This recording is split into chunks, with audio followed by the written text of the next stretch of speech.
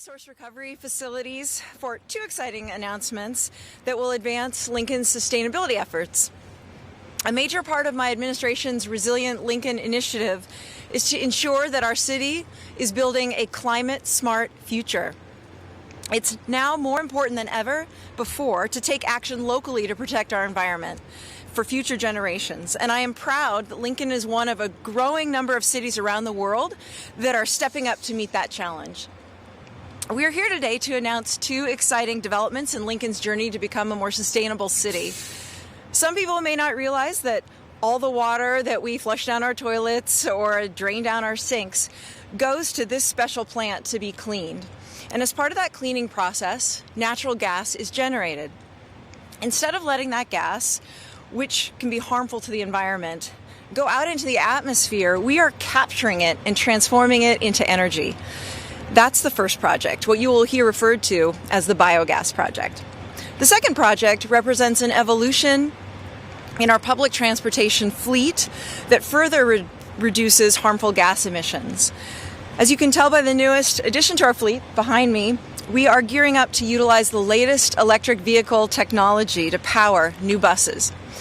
So let's start with a few details about the Biogas project. The city has used biogas produced at the Water Resource Recovery Facility to generate electricity for the treatment plant since 1991. When the generators reached the end of their useful lives a few years ago, the city decided to upgrade the technology here to make even better use of that biogas.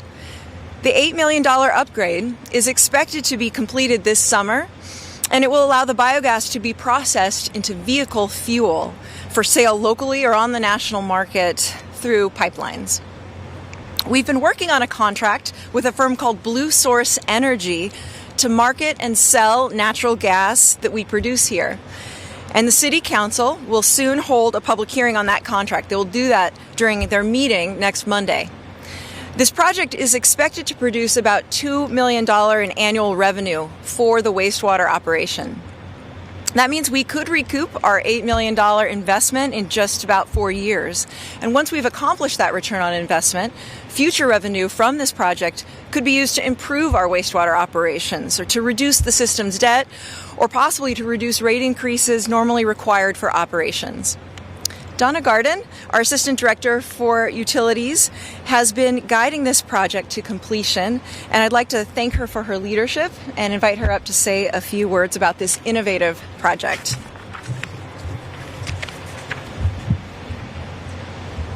First of all, thanks to the mayor for moving forward with these initiatives to make Lincoln resilient.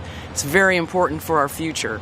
And secondly, a big shout out to all of the employees in this division for this amazing work that they've done here at this beautiful facility that we have, and for protecting the environment and recovering valuable resources from the water that we flush down the toilet. The digesters you see behind me utilize biology to break down the materials in that wastewater. They generate biogas every day in, day out. With this project, we will be cleaning and compressing that gas for injection into the Black Hills Energy natural gas pipeline system. They have been a good partner in this effort in this project that we put together.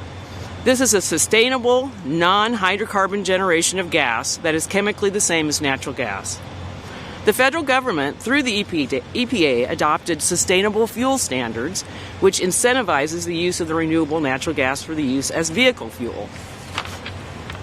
The contract we have before council is with a private company, Blue Source LLC, who will sell our renewable natural gas and monetize the incentives provided by that sustainable fuel standard.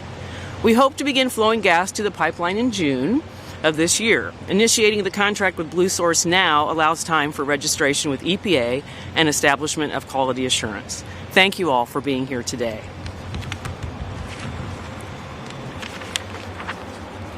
Before we move on and talk about the electric buses, do you have any questions for Donna or myself on the biogas project?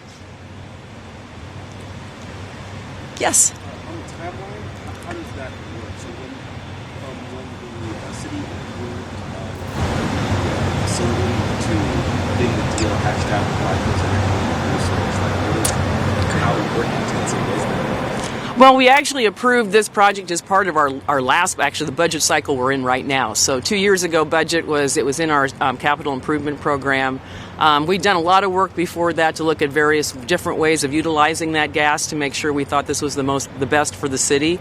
And since that time, we've been working hand in hand with Black Hills to make sure that we get everything properly put into the pipeline accordingly. And we did an RFQ process for the establishment of the Blue Source contract. That is, we looked at 5 qualified companies and took the best option for the city. Any other questions on the biogas? Okay. Thank you so much, Donna. At this time, I'd like to invite our transit manager, Mike Davis, to join me, and I'd also like to welcome Rex Colorado from New Flyer, the company that produced our electric buses. Welcome to Lincoln. So behind us is one of the 4 new electric buses that you'll see on city streets soon. The 4 new electric buses are replacing 4 of our old heavy-duty diesel buses, and that is great news for our environment. 3 of the new buses have already arrived, and the 4th is expected to arrive soon. The city was able to purchase these buses because of a federal grant of nearly $1.5 million that we received a few years ago. And the good news doesn't stop there. You may recall that last summer, the city received another $2.6 million federal grant to replace 6 more older diesel buses with new electric ones. And the arrival of those 6 buses at the end of this year will bring the total number of electric buses in the StarTran fleet to 10. Both grants were from the U.S. Department of Transportation's Federal Transit Administration, and we appreciate them and the many different organizations involved in securing this grant, including our congressional delegation, the Lincoln Electric System, the StarTran Advisory Board, and the Lincoln Metropolitan Planning Organization, and of course all of the staff and the team that have worked so hard to make this possible. And our friends at New Flyer report that an electric bus saves 100 to 160 tons of greenhouse gases per year when compared to a 40-foot diesel bus. So I just want to really commend the work that LTU and StarTran has done with our private partners for their ongoing efforts to make our public transportation fleet greener. StarTran also has 38 vehicles that operate on compressed natural gas, including both of our downtown trolleys. When all 10 electric buses are in operation, 56% of the StarTran fleet will be comprised of vehicles that run on electricity or CNG. So congratulations, Mike, to you and your team, and to really just thank you for the excellent work to make that a reality. So if you'd like to come on up, and Rex, you too, we'd love to have you say a few words.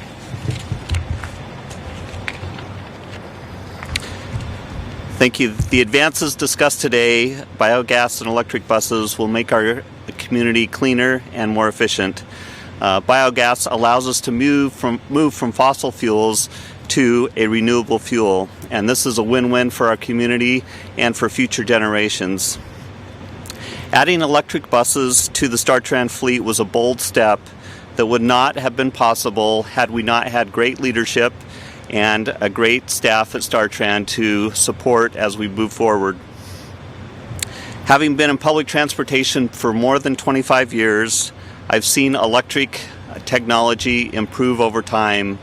With these buses, we now can have a bus on the street for 8 hours, a full shift, and we also have the ability to utilize regenerative braking and create an efficiency that we haven't seen in the past. So we're excited to not only be cleaner, but to be more efficient as well.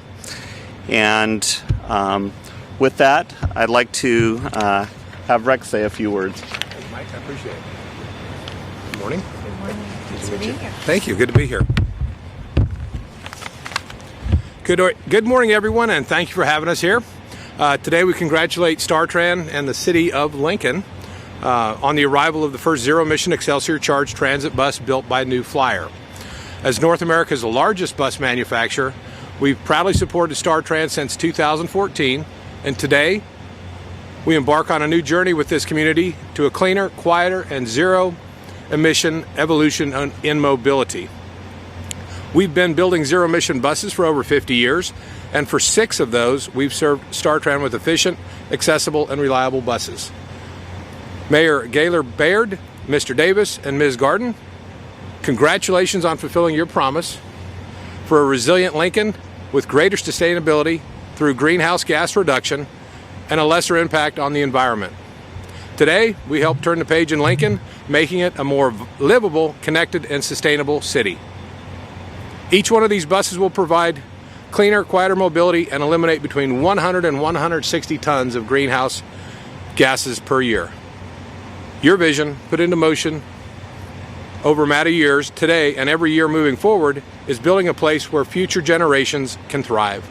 On behalf of New Flyer of America and our international team of companies, 6,000 strong, 9,000 strong, congratulations on your zero emissions future. My pleasure. Thank you. Before we wrap, are there any questions about the buses?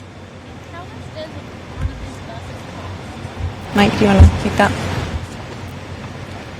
So one bus costs $850,000 and has been made possible through, as mentioned earlier, multiple grants, including VW Volkswagen grant as well as Federal Transit Administration grant. Something the city would have been able to do without grants like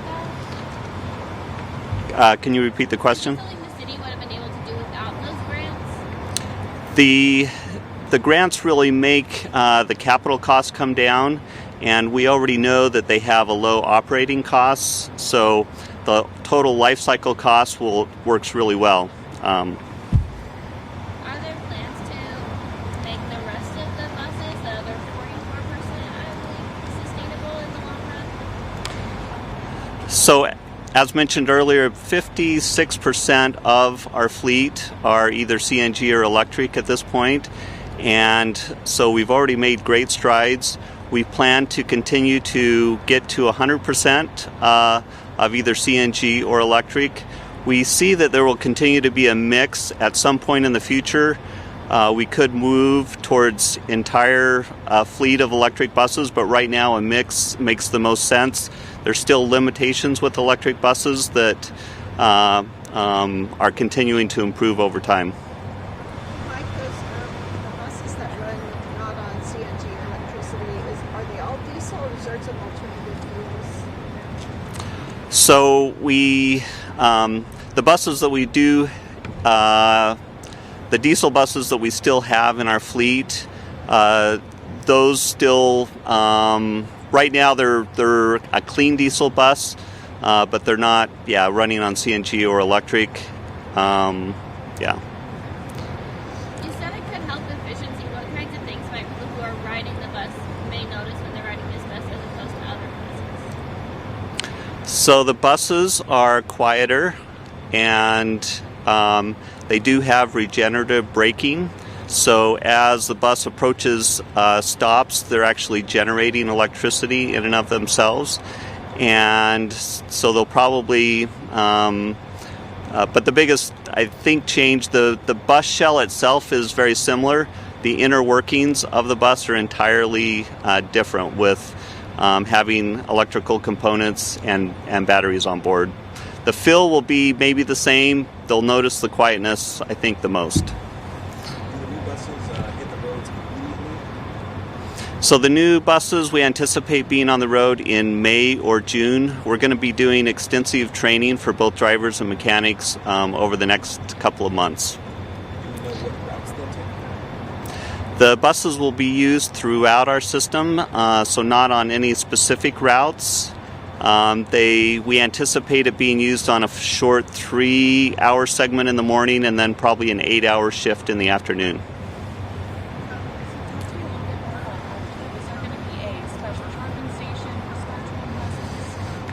So we are in the process of installing charging units in our north garage. So they'll be charged basically at the depot, and in the future we anticipate being able to have charging en route.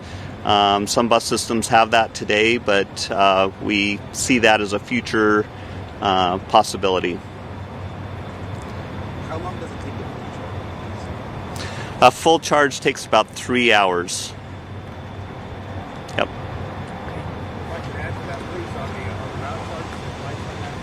Do you want to come on up here? The route charging that Mike mentioned is a possibility in the future. 5 to 6 minutes under an on-route charger will add about 1 hour of drive time for the buses. Before we wrap, and just want to make sure you all know you're invited to be one of the first residents to ride on our new electric bus. But I just want to acknowledge that our new LTU director, Liz Elliott, is here, and want to thank her for sharing her commitment to making Lincoln a more sustainable and resilient community. So thank you, Liz, for your service and for being here today. If you want to wave and just let people know. All right, so if you want to take a ride, come join us. Thank you. Oh, that one. We're riding that one.